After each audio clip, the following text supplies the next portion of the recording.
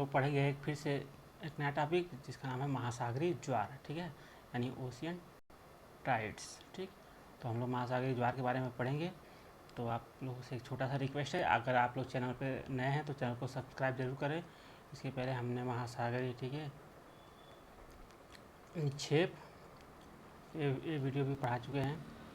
तो उसके बाद प्रवाल भित्ति भी पढ़ा चुके हैं, आप लोग इसी चैनल पे जाके देख सकते हैं। शुरू करते वीडियो आज का महासागरीय ज्वार। ठीक, सूर्य तथा चंद्रमा की आकर्षक शक्तियों के कारण सागरीय जल के ऊपर उठने और गिरने को ज्वार भाटा कहते हैं। ठीक है, यानी ऊपर जाता है फिर नीचे गिरता है, ऊपर जाता है नीचे गिर जाता है, इसी को कहते हैं ज्वार और भाटा कहते हैं। ठीक, एक चंद्र दिन में, एक चंद्र दिन कितने दिन का होता है? 29.5 दिन का होता है। ठीक है, तो एक चंद्र दिन में ज्वारी प्रतिरूप, ठीक, टाइडल पैटर्न को निम्न 3 वर्गों में विभाजित करते हैं। कितने में? 3 वर्गों में, यानी एक चंद्र दिन कितने दिन का होता है? 29.5 दिन का। ठीक है, उसी को 3 वर्गों में विभाजित करते हैं। कौन कौन? पहला है दैनिक ज्वारी प्रतिरूप, यह है दैनिक ज्वारी प्रतिरूप। ठीक है, तो यह जो दैनिक ज्वारी प्रतिरूप है, छिछले जल में प्रत्येक चंद्र दिन में केवल एक उच्च ज्वार और एक निम्न ज्वार आता है। ठीक, दूसरा होता है अर्ध दैनिक ज्वारी प्रतिरूप, अर्ध दैनिक ज्वारी प्रतिरूप। ठीक, प्रत्येक चंद्र दिन में 2 उच्च ज्वार आएंगे और 2 निम्न ज्वार आएंगे। इस तरह के ज्वार कहाँ आते हैं?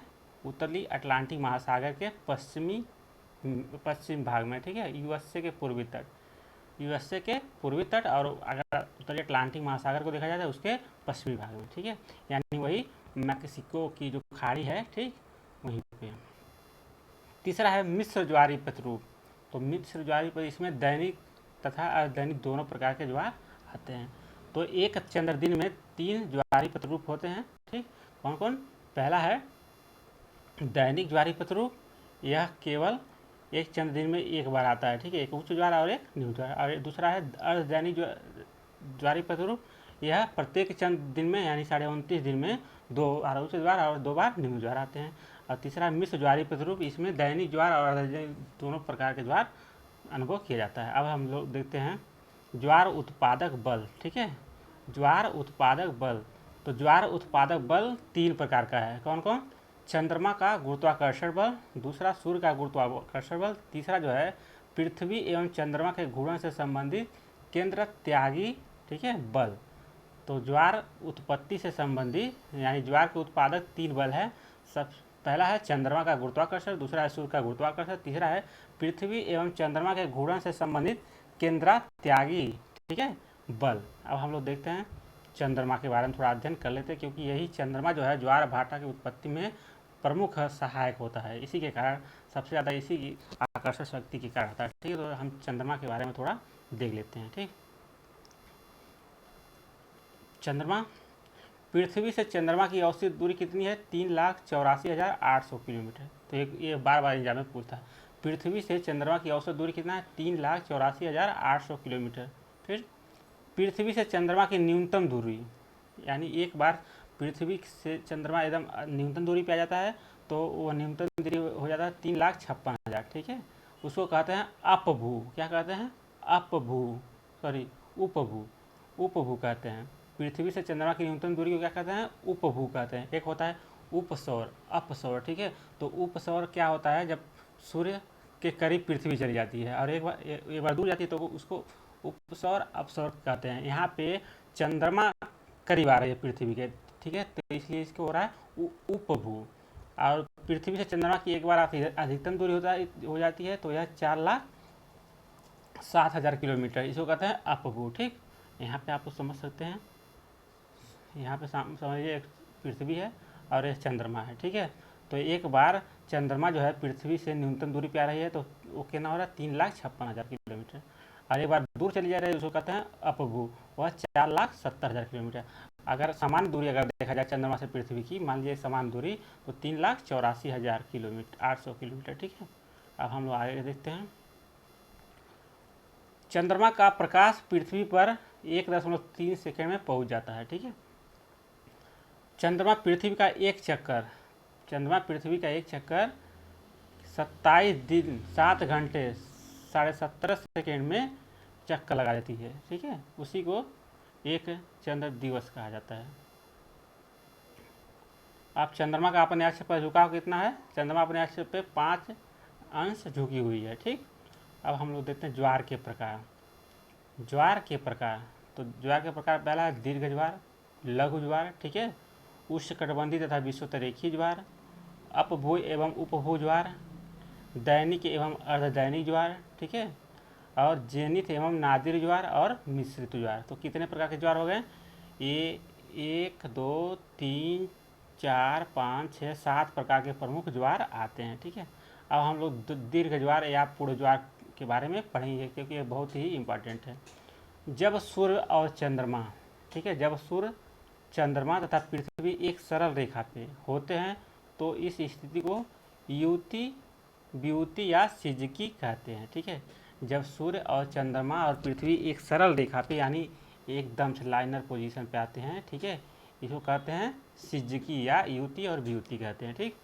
युति जो होता है सूर्य ग्रहण, ठीक है, यानी अमावस्या होता है युति। इसमें क्या होता है? सूर्य एवं पृथ्वी के बीच में चंद्रमा आ जाती है। देखिए ये सूर्य है, ये पृथ्वी है और ये बीच में चंद्रमा आ जाती है, तो इसको कहते हैं अमावस्या, यानी तब क्या लग जाएगा? सूर्य ग्रहण लग जाएगा, युति, ठीक है। जो वियुति होती है यह क्या होती है? चंद्र ग्रहण, यानी सूर्य और चंद्रमा के बीच में पृथ्वी आ जाती है। जब सूर्य और चंद्रमा के बीच में पृथ्वी आ गई तो उसको कहते हैं वियुति, ठीक है। देखिए ये सब लाइनर पोजीशन पे है, ठीक है, सीधी रेखा पे, इसी को युति वियुति कहते हैं। युति यानी जब सूर्य और पृथ्वी के बीच में चंद्रमा आ जाती है तो सूर्य ग्रहण, ठीक है।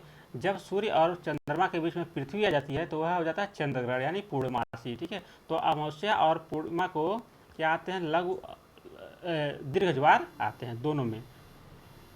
अब हम लोग देखते हैं पृथ्वी, सूर्य तथा चंद्रमा जब सीधी रेखा पर होते हैं तो ठीक है उच्च ज्वार आता है। पृथ्वी, सूर्य तथा चंद्रमा जब सीधी रेखा पर होते हैं तो उस समय क्या आता है? उच्च ज्वार आता है। उच्च ज्वार की ऊंचाई सामान्य ज्वार से 20% अधिक होती है, ठीक है। उच्च ज्वार की जो ऊंचाई होती है वह सामान्य जो ज्वार आता है उससे 20% अधिक होती है। दीर्घ ज्वार जो आता है यानी उच्च ज्वार या दीर्घ ज्वार, वह महीने में 2 बार आता है। कब? एक बार अमावस्या को और एक बार पूर्णिमा को, ठीक है। तो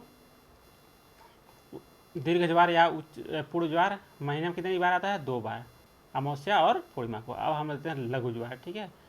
लघु ज्वार प्रत्येक मास यानी प्रत्येक महीने के शुक्ल एवं कृष्ण पक्ष की सप्तमी और अष्टमी को आता है, जब सूर्य और चंद्रमा, सूर्य, पृथ्वी तथा चंद्रमा समकोणी स्थिति में होते हैं तो क्या आता है? लघु ज्वार आता है, ठीक है। परिणाम स्वरूप क्या होता है? सूर्य तथा चंद्रमा के ज्वार उत्पादक बल एक दूसरे के विपरीत कार्य करते हैं। लघु ज्वार समान ज्वार से 20% नीचा होता है, ठीक है। अब इस तरह मान लीजिए पृथ्वी है, एक चंद्रमा हो गया, यह सूर्य हो गया, तो यह समकोणीय स्थिति हो गई ना। तो क्या कर रहा है? अब चंद्रमा इधर अपना गुरुत्वाकर्षण शक्ति के कारण खींच रहा है जल और इधर सूर्य खींच रहा है, तो क्या हो रहा है? उस समय लघु ज्वार आते हैं। सप्तमी और अष्टमी को यह लघु ज्वार आता है, शुक्ल और कृष्ण पक्ष को, ठीक है। तो क्या होता है? वह जब लघु ज्वार जब आता है तो समान ज्वार से 20% नीचा होता है, और जब उच्च ज्वार आता है समान ज्वार से 20% ऊंचा होता है, ठीक है। अब हम लोग देखते हैं ज्वार भाटा की उत्पत्ति से संबंधित जो परिकल्पनाएं हैं, ठीक है। तो पहला परिकल्पना है संतुलन सिद्धांत।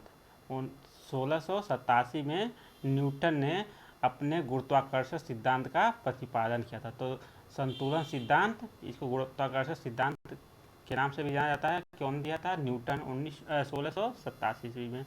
दूसरा था ज्वारभाटा की उत्पत्ति से संबंधित लाप्लास का गतिक सिद्धांत, ठीक है। 1755 में लाप्लास ने गतिक सिद्धांत दिया था। तीसरा सिद्धांत था विलियम हवेवेल, ठीक है, का इनका सिद्धांत था प्रग्रामित तरंग सिद्धांत 1833 ईस्वी में। चौथा जो सिद्धांत था ज्वारभाटा की उत्पत्ति से वह था हैरिस का अस्थैतिकी तरंग सिद्धांत। हैरिस का अस्थैतिकी तरंग सिद्धांत, ये सब एग्जाम में बार बार पूछता है मिलान में, ठीक है। आप लोग एकदम से इसको रट लेंगे। पांचवा है नहर सिद्धांत, ठीक है।